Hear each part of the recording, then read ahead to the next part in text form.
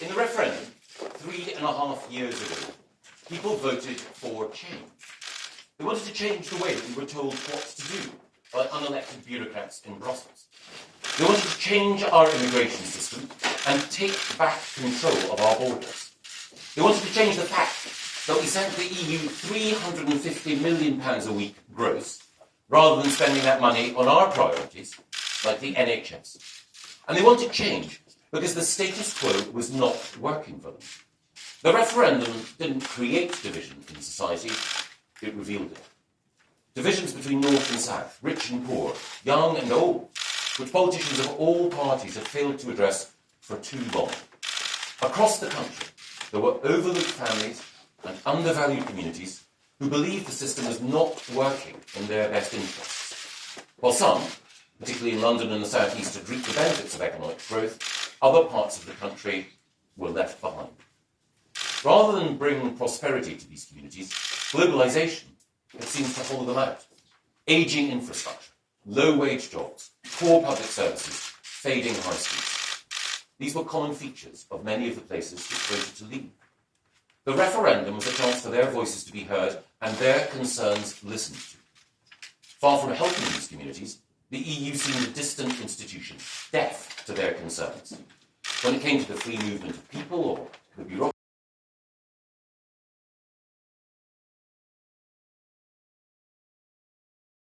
right, which is why Gisela, Boris and I campaigned on their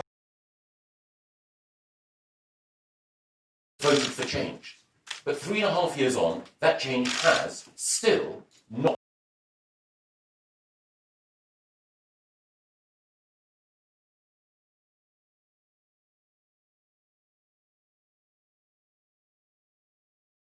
the next. People are fed up with the stagnation of the last 3 years.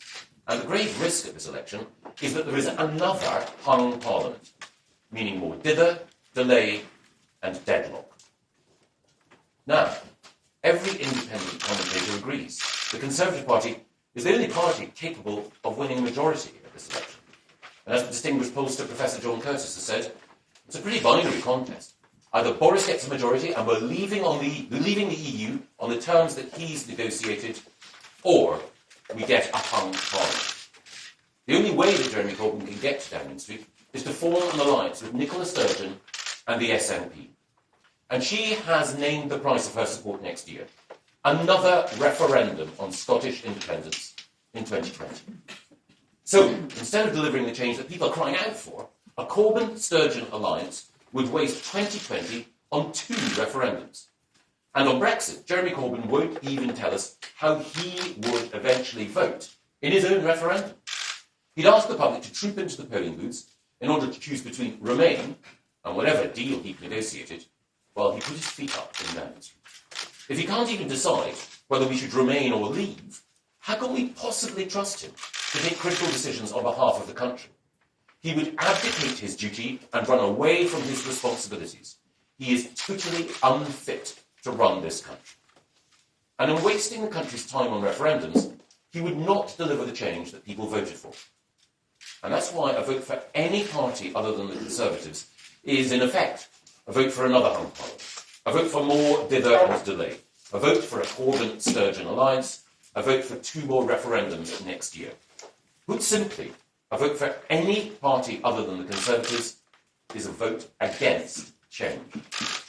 Now, I'll hand over to Gisela to say a little bit more about why Jeremy Corbyn cannot be trusted to deliver the change that people need.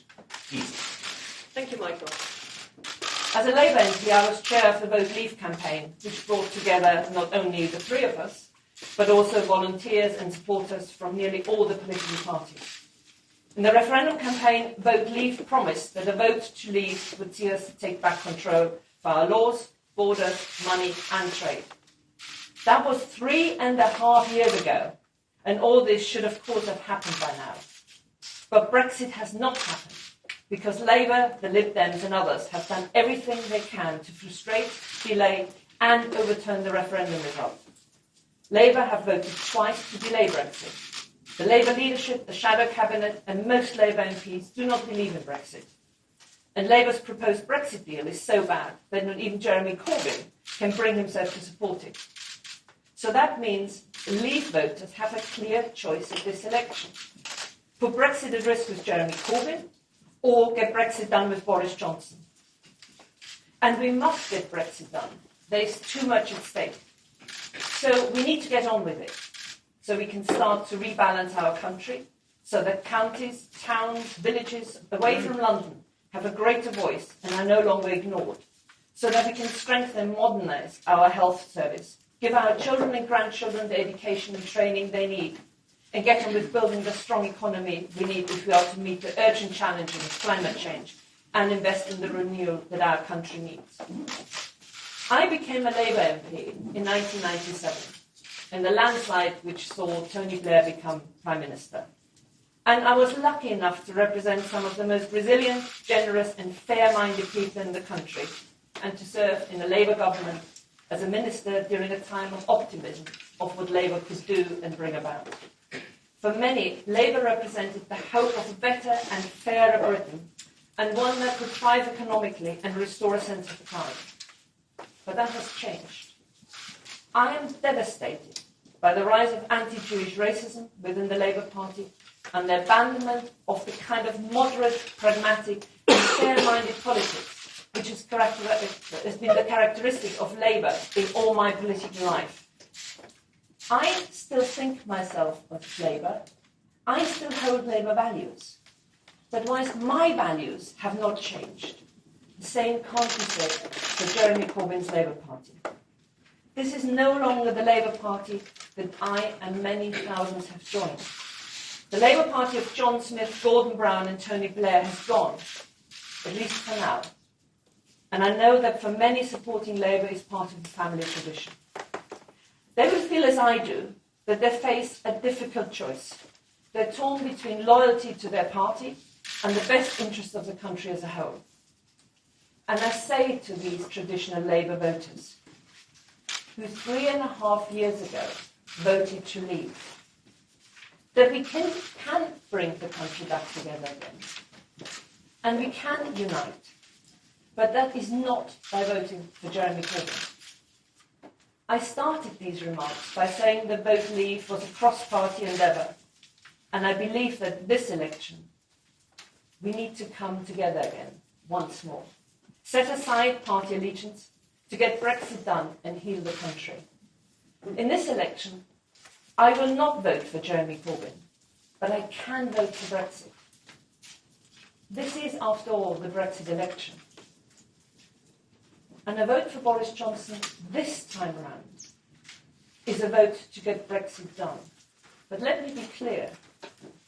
Voting for Brexit this time does not make me a Tory now or in the future. Rather, it is the best option for all those who, like me, still share Labour's traditional values, but who voted to leave, and they want certainty, they want an end to stagnation, an end to division, and an end to delay. I urge other Leave voters across the country to join me in voting for Brexit once more by voting for Boris Johnson on December the 12th, so that we can finish the job we have started, so that we can get Brexit done, and that we can take back control. Thank you.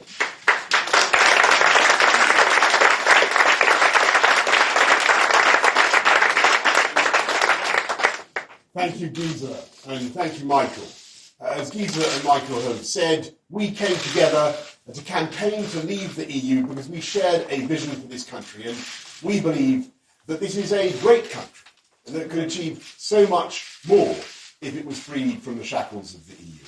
We also agreed that too many in our country felt powerless and left behind and wanted more control over their lives. We agreed that Brexit was a chance to change Britain for the better. And so it's been incredibly frustrating for the 17.4 million people who voted Leave, that change has been delayed, diluted, denied. And that's why we had to have this election in order to break the deadlock in Parliament, that broken Parliament over there. And now we have an opportunity to make a decisive break with the dither and indecision of the last 3.5 years, but only so long as people vote Conservative. If there is another hung parliament after this election, then the deadlock will continue. The probability is that Jeremy Corbyn will be in Downing Street, propped up by Nicola Sturgeon. Gisela and Michael have powerfully set out what a disastrous prospect that would be.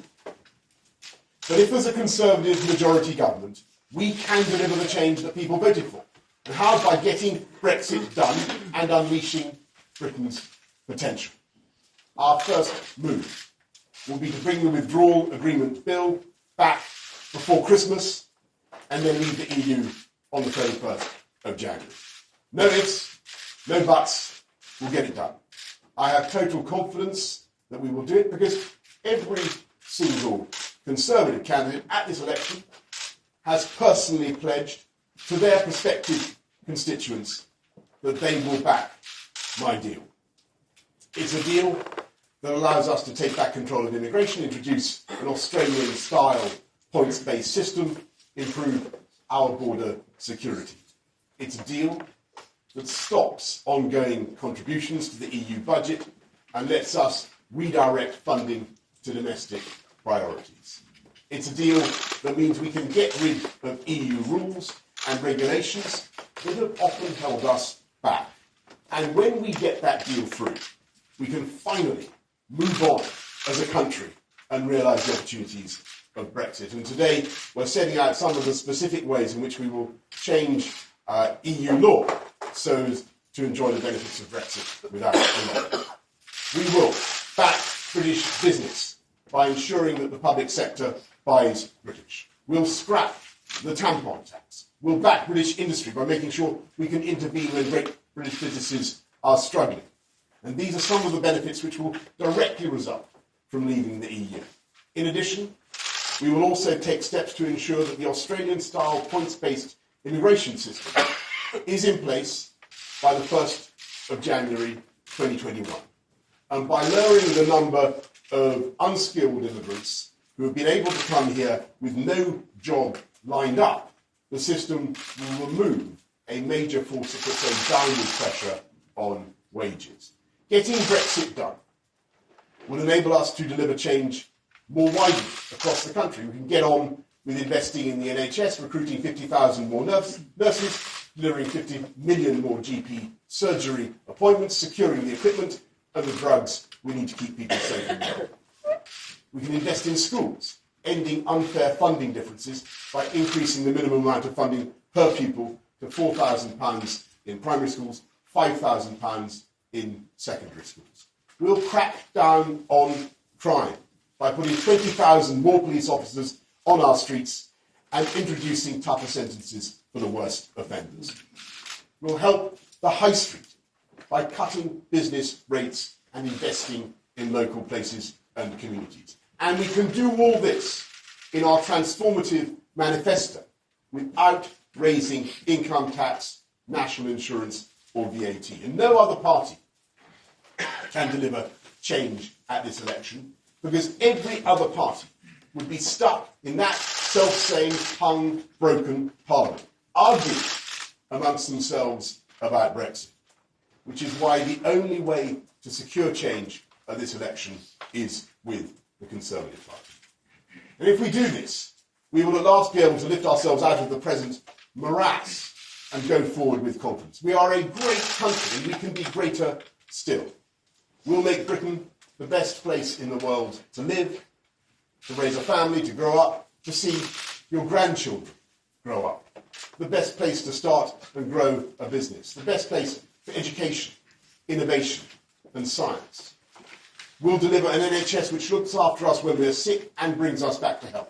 Schools which give our children the start they deserve in life. An effective crime-fighting strategy. Control of our immigration to secure our borders. A clean and green environment that we can hand on to the next generation. A country that is more united, more confident, with opportunity spread across the whole of the UK so that we can unleash the potential of the whole of the country. And that is the change that people voted for in 2016. And it's high time that we deliver. Thank you all very much.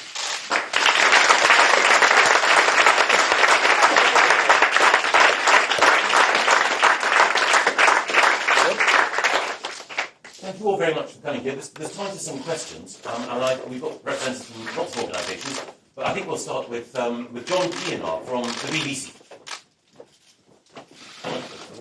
Prime Minister, you said that you would not extend the campaign period of Brexit, no transition extension. Yeah. Can people believe that, whether they like it or not? Is that a firm pledge? And if it is, would you be personally happy to take responsibility for any damage or harm to the British economy that flows from leaving with no deal? If I could add this. You say there'd be faster, easier intervention for alien businesses outside the European Union. Does that mean more intervention? Would you be a more interventionist Conservative government? And if I may just add very briefly, John McDonnell has said you are running scared of these series of interviews with Andrew Neil. How do you explain this? On your last point first, John, here I am submitting happily joyfully to your interrogation, and you're a more fearsome interviewer than yourself, and I'm happy to answer your more substantive points by saying that, look, I'm very confident that we can get a deal with our friends and partners, a new free trade agreement by the end of next year. And the reason for that is we got a fantastic deal done in 3 months when people thought it was impossible. Remember, they said we couldn't reopen the withdrawal agreement. We did. And the advantage that we have, as you know, in doing that deal is that we are in a state of grace with the EU at the moment, in the sense that we have complete alignment in so far as our regulations go. We have a zero tariff, zero quota arrangements already. There's never been a negotiation between trading partners that began with the two sides already in that state of harmony. So I'm full of optimism and confidence, and suggest that everybody else should be as well. State aid, And on state aid, I mean, I'm not in favour of distorting competition. I don't want to see unfair practices introduced. I want to see I want to see a level playing field. But when I look sometimes at what OG rules have meant for UK companies, and I just saw examples the other day up in Teesside of how fantastic British business was finding it very difficult to develop our potential in wind turbine technology because of OG rules. There are ways in which we will be able to do things differently and better. And on state aid, so you might like to know, John, the ramifications of EU state aid rules are felt everywhere. And I was talked to companies that are, or local government or schools that are trying, for instance, to run bus services where they take in some contribution from the passengers. What they find is that they fall foul of state aid rules insofar as they may be deemed, therefore, to be competing with private hire vehicles or private bus companies of one kind or another. So that buses taking kids to school or helping to move disadvantaged people around the community are facing real difficulties because of some EU state aid rules. What we will be able to do is be more flexible, be more pragmatic, but also maintain a level playing field. Thank you very much. And Beth Ridley from Sky News. Thank you very much. Prime Minister, a couple of things just to follow up from John. Just to be clear, if you don't get a deal by the end of 2020, and I know you're confident you will, but if you don't, are we still leaving with no deal if necessary? That's my first question. Just on a follow-up on the tampon tax. You say that you're going to scrap this as a benefit of Brexit, that you're backing women. But what about women who are single mums? As a younger man, you describe children of single mums as ill-raised, ignorant, aggressive and illegitimate. That's how you've described millions of your own citizens. How can they vote for you if that's what you think of them? Well, Beth, as I said before, millions of words that I've written, we will find, everybody is able to find some that they can cull from the text and twist them and distort them in whatever way that they choose. actually, on the substantive point that you raise, of course we have a massive opportunity, and yes, of course we will be doing things to cut VAT on sanitary products.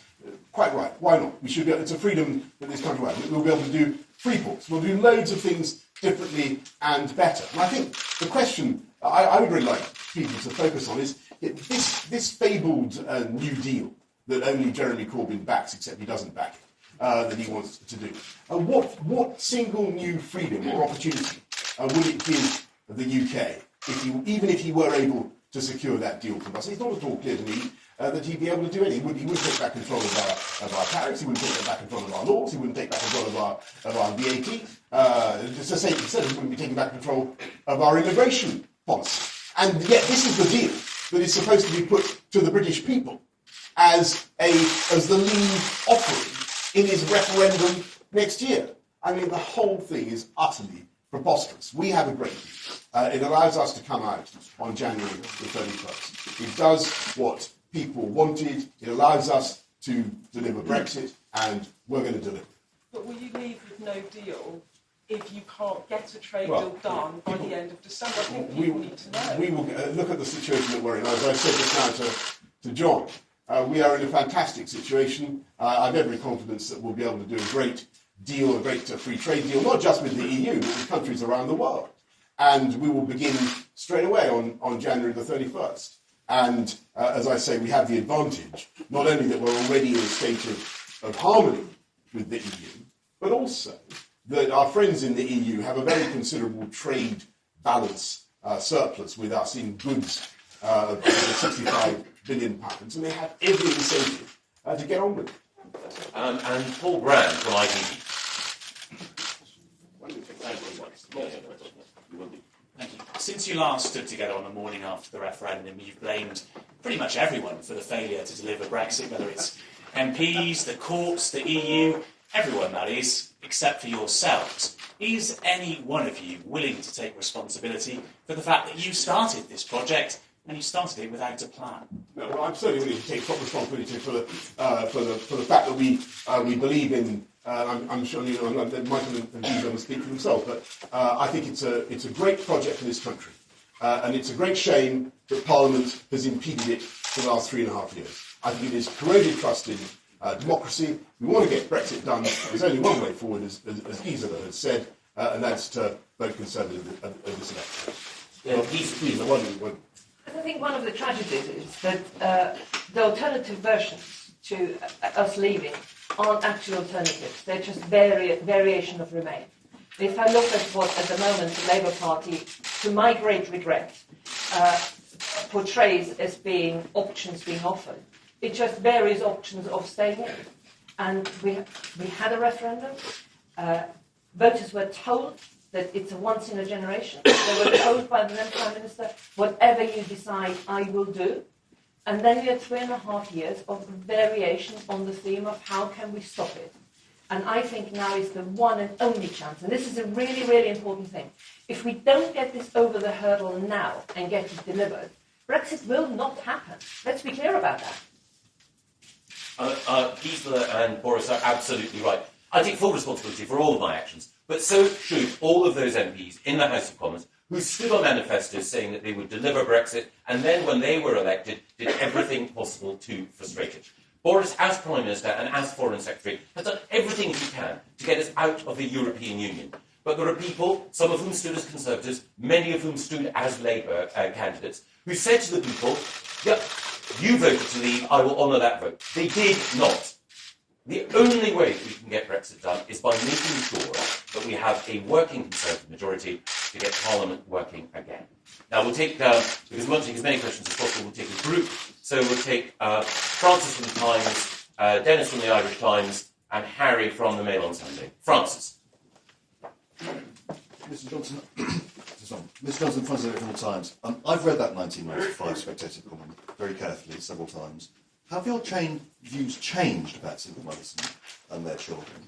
And secondly, will state aid rules be, the new state aid freedoms be devolved? Can the Scottish Government also take the same freedoms to intervene on failing companies that you want?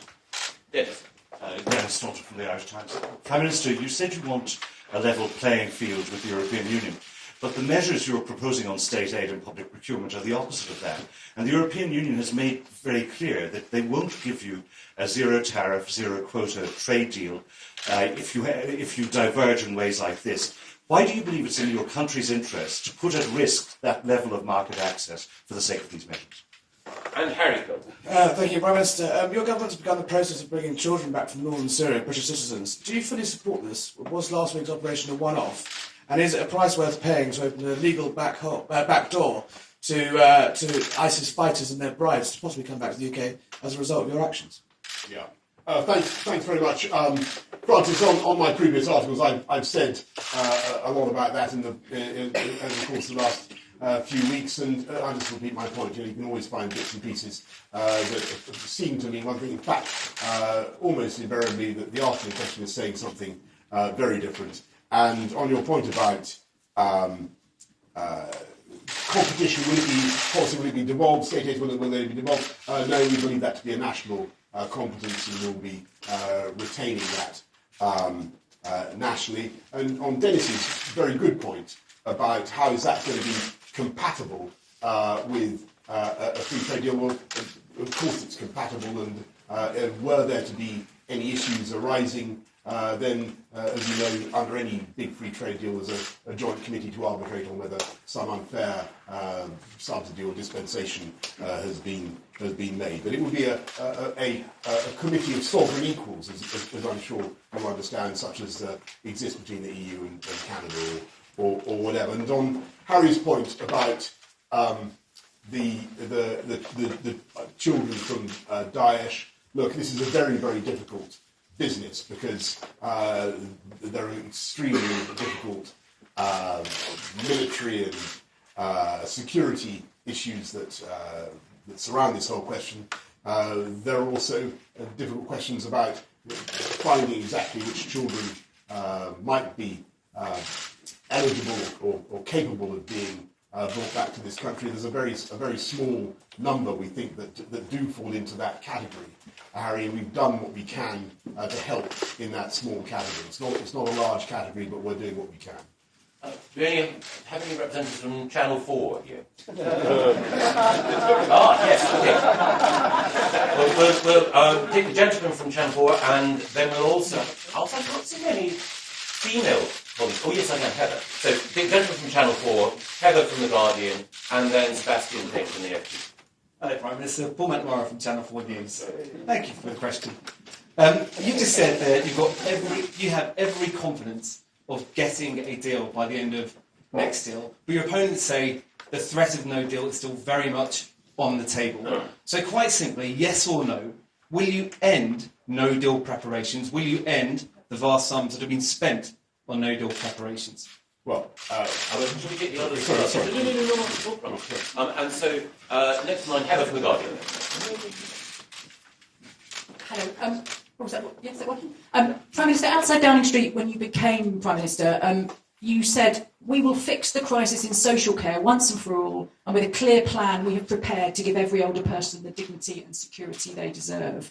5 months later, you published your manifesto, which says you want to discuss the issue with Labour, which is not an approach you tend to take to other pressing political issues. Isn't that extraordinary political cowardice? And what do you say to those families who are facing these funding issues in social care now? Thanks, Heather. And Sebastian Payne. Thank you. Hello, thank you. Sebastian Payne from the FT. Prime Minister, on these state aid policies you've announced today, some Brexiters talked about creating a Singapore-on-Thames, a kind of Thatcherite economy. This seems more a North Korea-style Brexit inspired by Jeremy Corbyn you're proposing here. What do you think the hardcore Thatcherites in your cabinet think about this? And also, your agreement as part of Northern Ireland locks that into EU state aid rules, so are you agreeing to have a bigger border down the Irish Sea now? Be a leader, your view. Thank you very much.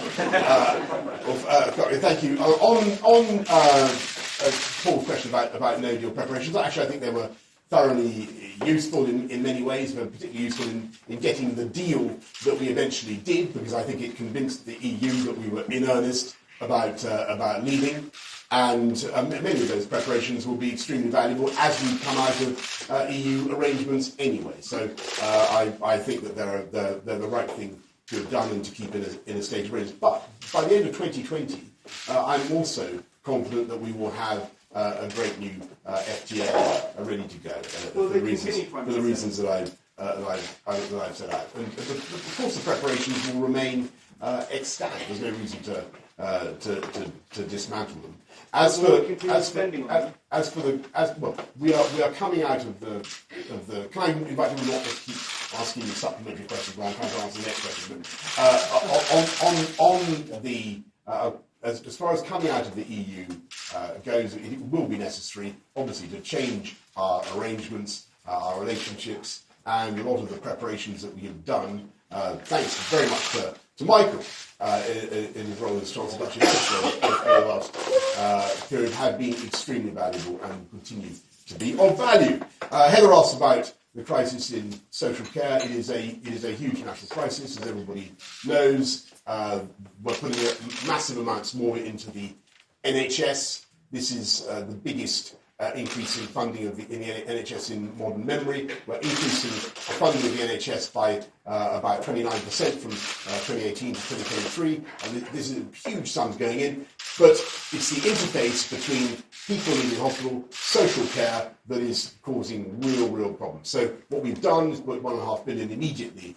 This new government, since I've been in, has put £1.5 billion into tackling social care, helping councils tackle social care. What we're saying is we'll put another £1 billion more every year of this Parliament into recruiting the staff, the carers that we need. And yes, you're right, Heather, that we're also reaching out across politics to try to take the division out of it, because I think there is a growing national consensus about the way forward, and it's based on, I think, two principles: that everybody should have dignity and security in their old age, and nobody should pay for the costs of their care by being forced to sell their home. And that cannot be repeated too much. Seb Payne asked a question about our approach to state aids, and I just want to repeat what I said. This is not going to be I believe in competition. I believe in a level playing field, but there are distortions sometimes introduced by the ODU processes, which are extremely bureaucratic and cumbersome. We may be able to speed things up, for instance, on planning processes, which would be a great benefit to the housing industry and many other parts of our economy. And I mentioned what may seem to some a relatively trivial issue, the issue of school buses and buses for the disabled, which suddenly seem to fall foul of EU state aid rules. There are going to be cases where a pragmatic approach that backs British companies, British businesses will be, British schools will be the way forward. Do you have any comments here from the Scottish media? No? Okay. Oh, yes. We'll have, exactly. We'll have Andy Bell, Christopher Hope from the Telegraph, and Jason Rose from the Daily. Yes. Thank you very much. Andy Bell, 5 News. Prime Minister, you said you think the institution of the monarchy is beyond reproach. Do you still think that? Okay. Christopher? Chris Hope, Telegraph. Prime Minister, 2 quick questions. Theresa May hid from scrutiny in 2017, and that didn't end very well for her. Why are you hiding from Andrew Neil? And also, on behalf of Tory members, you haven't asked yet about this. Why do you want to give MPs a chance to repeal the fox hunting ban? Why do you want to give MPs a chance to repeal the fox hunting ban? Right, and then Jason, sorry. Thank you, Jason Gross from the Daily Mail. Your press release this morning says on state aid you want to make it faster and easier for the government to intervene to protect jobs when an industry is in trouble. Can you give us an example of a business in the last decade that's gone to the wall that you would have saved? And can I ask just quickly on what's happened to Jacob Rees-Mogg? He seems to have been exiled to a bunker in Somerset since making his comments on Grenfell. This morning you won't guarantee him in his job. Is it all over for Jacob? Right. Okay. First, thanks very much. On Andy, the monarchy. The monarchy is the Queen. The monarchy is the Queen, and in my view, she is beyond reproach. That there is a distinction between the monarchy and the royal family, and everybody will readily appreciate that. And on obvious definitional distinction. On Christopher Hope's question about look, there's going to be no change at all. That's clear from the manifesto on hunting, and we will use this manifesto on the. We will certainly not be bringing back fox hunting. That's absolutely inconceivable. What we will do is use this manifesto, use the opportunities of Brexit to champion animal welfare, and we can do things differently. And I don't know whether I feel, frankly, that it's barbaric that in this country people can eat legally. They can eat shark fin soup made from the fins of sharks that have been deprived of those fins while they're alive and then thrown back into the sea. And I think that should be banned. And you can't do it at the moment under EU single market law, no more than you can ban the shipment of live animals for long periods when they're often in great distress. And people have campaigned in this country to have the freedom to do that for decades, and we will now have that freedom. And I think that you should ask, again, I invite you to ask the Labour Party, ask Mr Corbyn and the Labour Party, what is their plan here? Because they would have none of, under the deals they propose, none of those freedoms would return to this country, even under the so-called Leave deal that they're advertising. And it's, in my view, a complete outrage. I think when people realise what is being proposed, they will be furious. And on Jason's point about various members of the cabinet, I think any commentary, any further commentary about that, Jason, would be rightly categorised by people as me being overconfident about this election, measuring up the curtains. This is going to be a very close fought election. We're fighting for every vote, and Jacob and Smalley and the rest of the cabinet, to the best of my knowledge, in very good health and fighting hard right now for re-election. And on the state aid point, have you got an example for Oh, sorry, I don't want to get into discussion of individual companies. We wouldn't be fair on individual companies to look back retrospectively. And I think we'd have to take our final selection of 3 questions, and the 3 gentlemen right at the back, starting with yes. Thank you very much. It's Matthew Holhouse from MLEX. I want to ask about China and UK investment policy. Your manifesto says nothing about tightening up the rules on national security screening for foreign investment and takeovers. As you know, your predecessor was very keen on tightening this up, and the UK's allies around the world are tightening up their own investment screening. Can we conclude that you're fairly content with the regime as it is, or will you be making it a priority to review those takeover rules? Thank you. And the gentleman just next to Matt. Matt Aiken from The Sun. Oh, yes. Prime Minister, you've given very little detail about fuel duty, no mention in the manifesto. Can you reassure motorists they won't see the first rise in a decade? And just on national insurance, the tax cut you offered, how are you personally going to spend your £85 next year?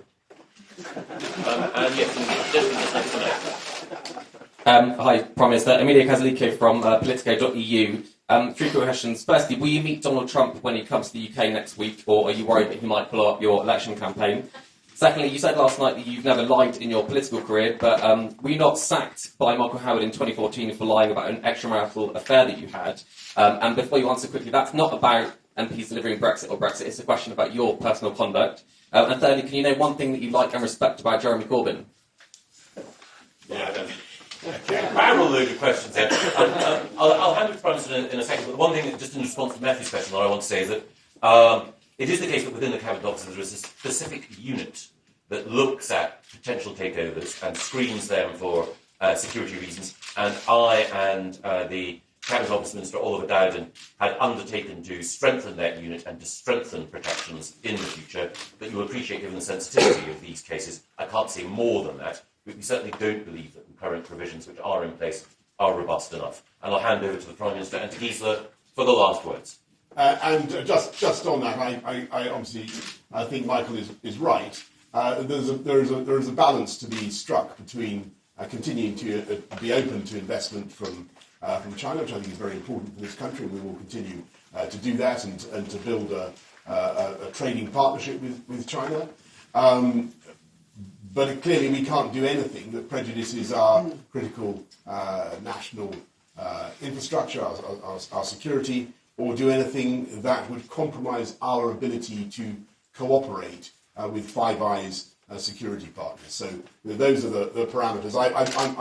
I'm very, very far from a Sinophobe. I want to have good relations with China, but there are clear difficulties and clear boundaries that we have to set.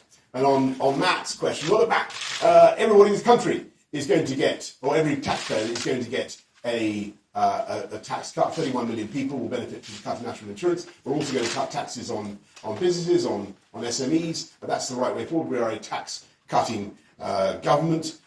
We don't want to raise fuel duty. I have absolutely no intentions to raise fuel duty. And on Emilio, by the way, I must miss the opportunity to contrast our approach with the catastrophic sledgehammer that Jeremy Corbyn and the Labour Party would take to the UK economy.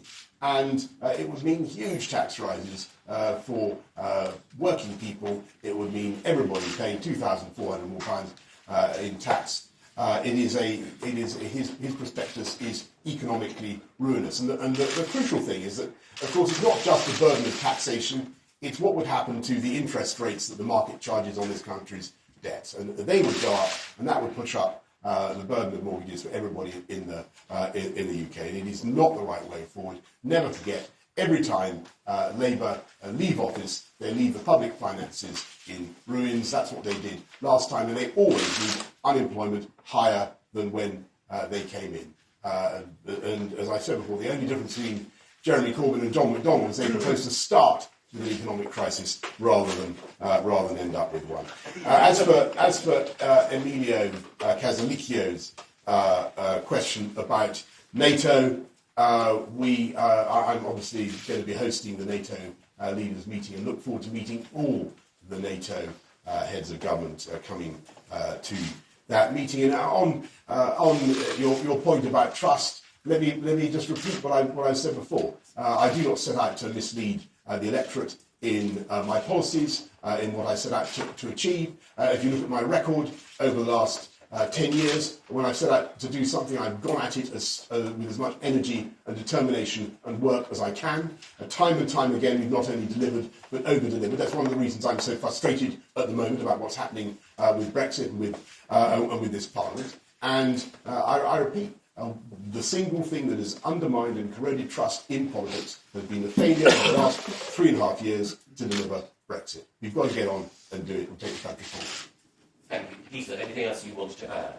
I just want to reiterate that quite a number of things have changed in those 3.5 years since we last shared the podium and came together on a cross-party basis.